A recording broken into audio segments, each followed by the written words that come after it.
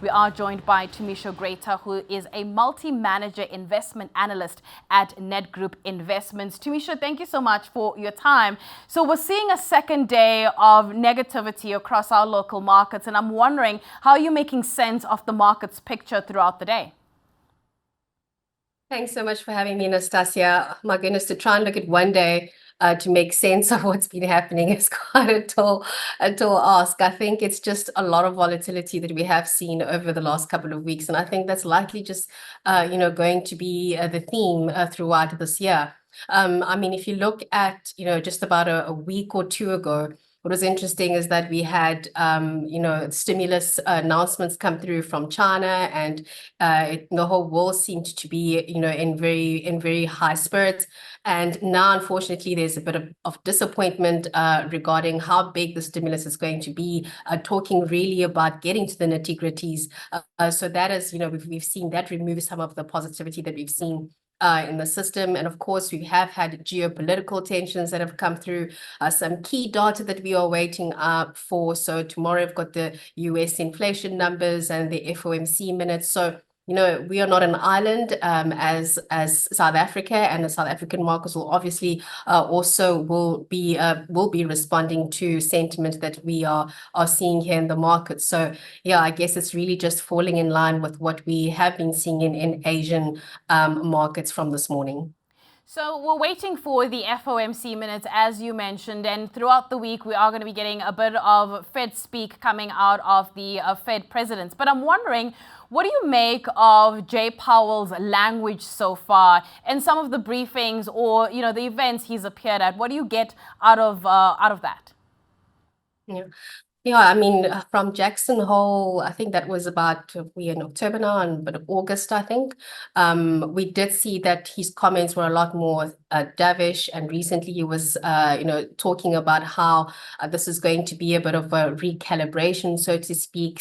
So I think, we are really just looking for those clues and what is, Jerome Powell actually looking for. I think the important thing is, although we are expecting that there are likely to be cuts going forward, the kind of environment that the US Fed is going to be cutting into is going to be important.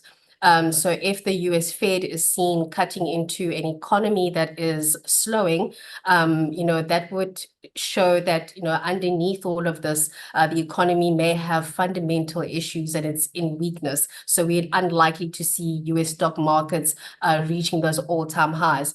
But what has been interesting is after we have had the 50 basis point cut, we have continued to see the US stock markets actually rally, which also just suggests that perhaps they are thinking that Jerome Powell was able to, or is going to be able to, land that soft landing that analysts have been speaking about. So a lot of it will be data dependent, as most of these monetary policy authorities like to say. And again, we'll have to see, what the data is going to be saying. But I think a recalibration of sorts, and really hoping that we are going to get that soft landing.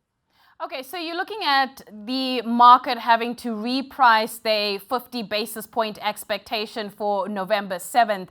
Given everything that we've seen so far, what do you think the Fed should be doing? Do they go 25, or do they actually leave things unchanged?